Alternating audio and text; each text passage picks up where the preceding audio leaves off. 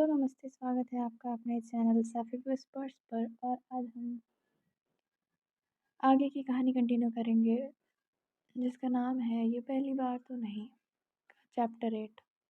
अभी तक हमने देखा कि आन्या और गीतांजलि एक सोफे पर बैठे हुए थे।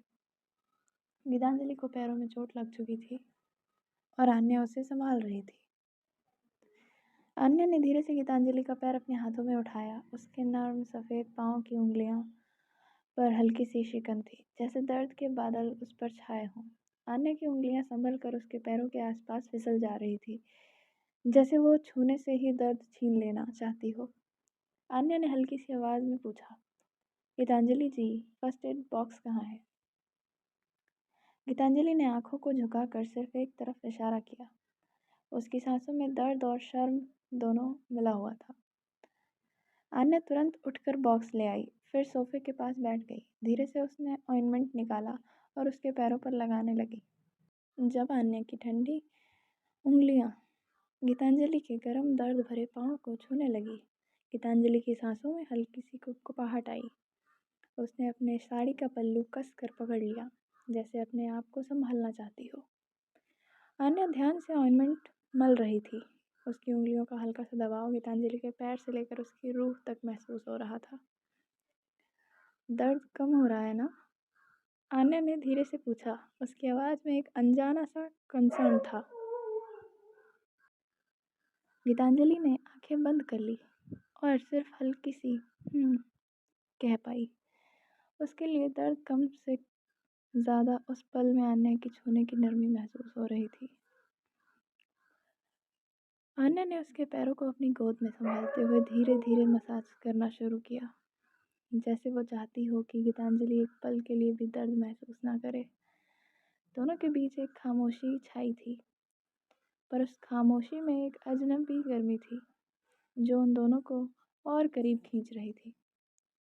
गीतांजलि की पलकें कभी उठती कभी झुकती, पर उसकी नज़रें बार बार आन्या के चेहरे पर अटक जाती। आन्या का चेहरा पूरी तरह से केयर और एक अनजानी चाहत से भरा हुआ था, जो गीतांजलि के दिल को और तेज़ धड़कने पर मजबूर कर रहा था। गीतांजलि का चेहरा हल्की तकलीफ में लग रहा था, मगर आन्या के हाथों का स्पर्श उसे राहत भी दे रहा था। आन्या की उंगलियां बहुत गर्म और संभल कर उसकी एड़ी से लेकर पैर के अंगूठे तक आ रही थी। गीतांजलि बीच बीच में आंखें बंद कर हल्का सा सांस छोड़ती, जैसे दर्द के बीच कोई सुख का एहसास छू रहा हो। आन्या ध्यान से उसकी त्वचा पर ऑइंटमेंट लगाती है और धीरे धीरे मालिश करती है। उसकी नज़रें एक पल को गीतांजलि के चेहरे पर टिकती हैं। पानी से भीगे बाल गालों से चिपके हुए थे। सफ़ेद साड़ी उसके गीले जिस्म से चिपक कर हर कर्व को और साफ दिखा रही थी। आन्या जल्दी से अपनी आंखें झुका लेती है, लेकिन उसके दिल की धड़कन तेज हो चुकी थी। आन्या ने एक बार फिर से पूछा, दर्द कम हो रहा है क्या गीतांजलि जी? बहुत ही धीमी और हल्की आवाज़ में पूछा था। गीतांजलि ने पलकें खोलकर उसे देखा और उसकी आंखों में दर्द से ज़्यादा एक अजीब सी नरमी थी। हाँ, थोड़ा जब तुम टच करती हो तो लगता है कम हो रहा है, उसने धीमे सी आवाज़ में कहा। आन्या का दिल एक पल को रुक गया। उसने संभल कर उसका पैर थाम लिया। उंगलियां उसकी त्वचा पर नर्म हल्के दबाव के साथ घूम रही थी। उस निकटता में एक अजीब सी खामोशी थी, जो सिर्फ बारिश की आवाज़ और उनके दिलों की धड़कन सुनाई दे रही थी। गीतांजलि धीरे धीरे आन्या को देख रही थी। उसकी नज़रों का बोझ आन्या के दिल पर उतर रहा था। उनके बीच हवा भारी हो चुकी थी, जैसे दोनों में से कोई कुछ कहने या करने से बस एक कदम दूर है। आन्या गीतांजलि की आंखों में इतना खो चुकी थी कि आन्या के हाथ धीरे धीरे गीतांजलि के पैर के ऊपर की तरफ सरक रहे थे। हर उंगली का हल्का दबाव गीतांजलि के दिल की धड़कन को और तेज कर रहा था। उसने पैर की मसाज अब एक अजीब सी गर्मी में बदल रही थी। आन्या की नज़रें भी अब गीतांजलि के चेहरे पर अटक गई थी, गहराई से बिना पल के झपकाए। गीतांजलि ने महसूस किया कि आन्या का स्पर्श सिर्फ दर्द कम करने का नहीं, बल्कि कुछ और कहने लगा है। आन्या के हाथ थोड़े और आगे सरकने लगे और उसके चेहरे पर एक खो जाने जैसा सुकून था, जैसे वो इस पल को भूलना ना चाहती हो और इस पल में अपना होश खो देना चाह रही हो। गीतांजलि की सांसें रुक सी गई। दिल एक पल को चाह रहा था कि बस सब कुछ भूल जाए, लेकिन अगले ही पल उसने अपने दिल को समझाया। उसने जल्दी से आन्या का हाथ अपने पैर से पकड़कर रोका। आन्या, गीतांजलि की आवाज़ हल्की सी कांप गई। बस और नहीं। आन्या झटके से अपने होश में आई।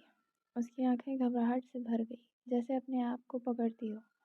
मैं बस। उसकी बातें अधूरी रह गई। गीतांजलि ने उसकी तरफ देखा। आंखों में कुछ अनसेड था, थोड़ा डर, थोड़ा अपनापन, थोड़ा जुनून, लेकिन अपना चेहरा संभाल कर बस इतना कहा, तुमने मेरा दर्द कम कर दिया है, अब और कुछ मत करो। आन्या चुप हो गई, लेकिन उसके चेहरे पर वो इंटेंस अट्रैक्शन अब भी था, सिर्फ दबा हुआ, और दोनों के बीच एक खामोशी छा गई जो शब्दों से ज़्यादा तेज बोल रही थी। नेक्स्ट सीन में जैसे लगता है गीतांजलि को थोड़ा महसूस होता है कि आन्या गिल्ट फील कर रही है और आन्या फील भी कर रही थी। तो गीतांजलि ने माहौल को थोड़ा हल्का करने के लिए सोचा कि क्यों ना थोड़ा बहुत हंसी मजाक कर लें। गीतांजलि ने हल्का सा मुस्कान के साथ आन्या को देखा। तुम डॉक्टर बनने वाली हो या नर्स? इसे तो बड़े प्यार से दवा लगा रही हो।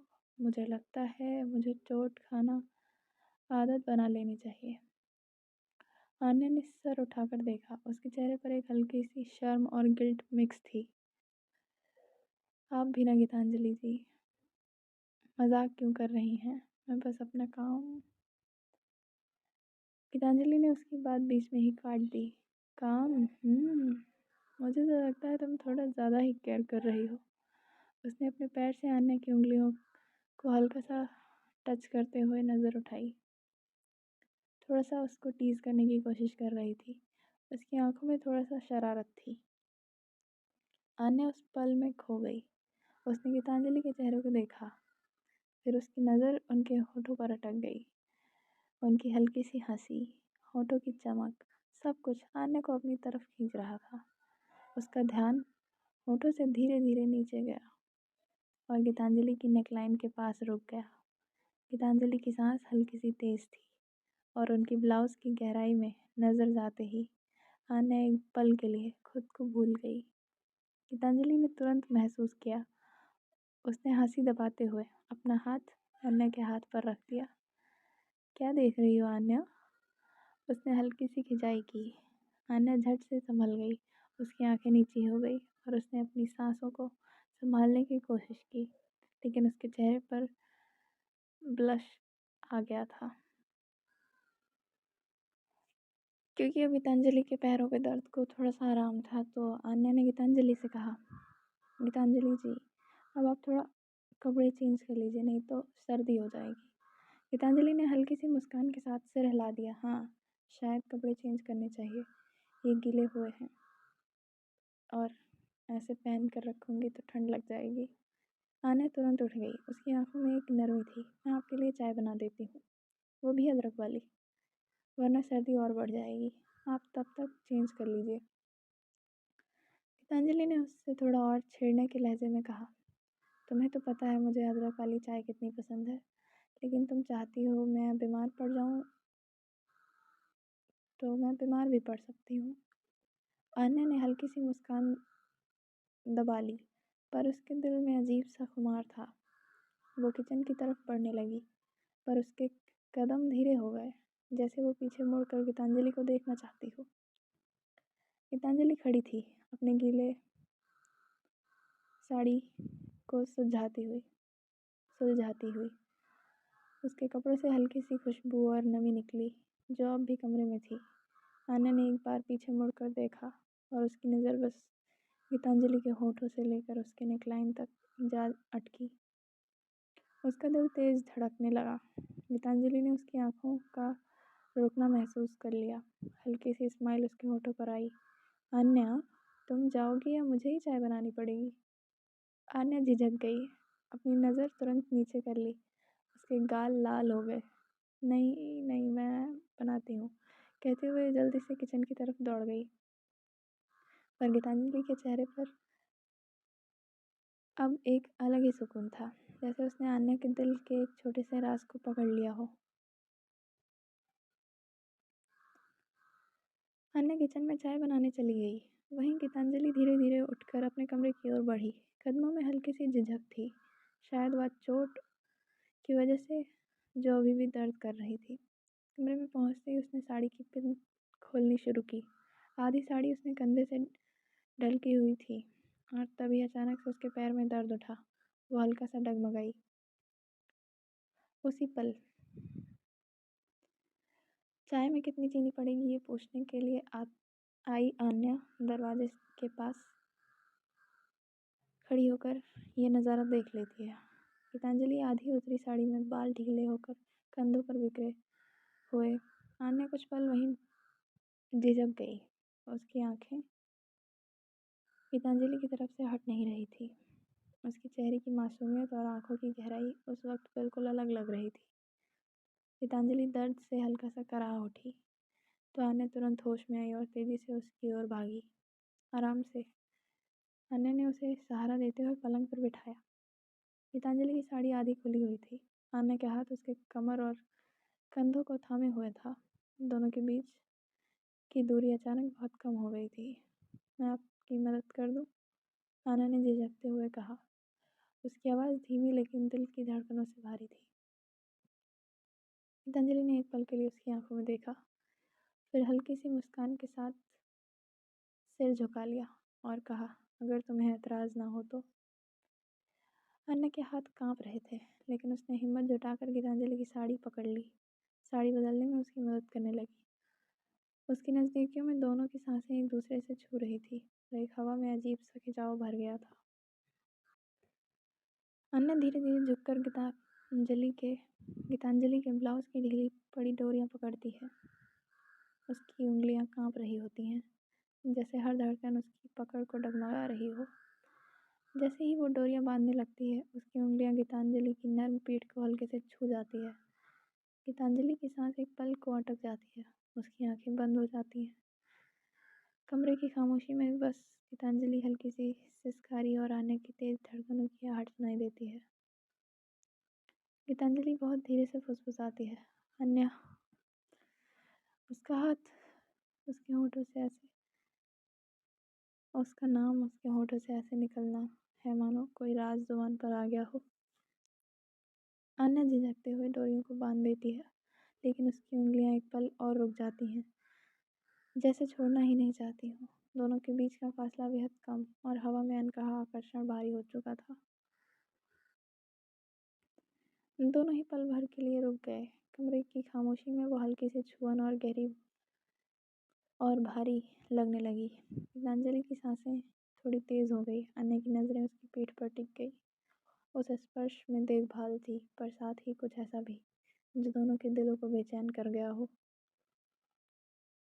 क्या होना था आगे जानने के लिए सुनते रहिए ये पहली बार तो नहीं, ओनली ऑन सैफिक विस्पर्स, आपके अपने चैनल पर।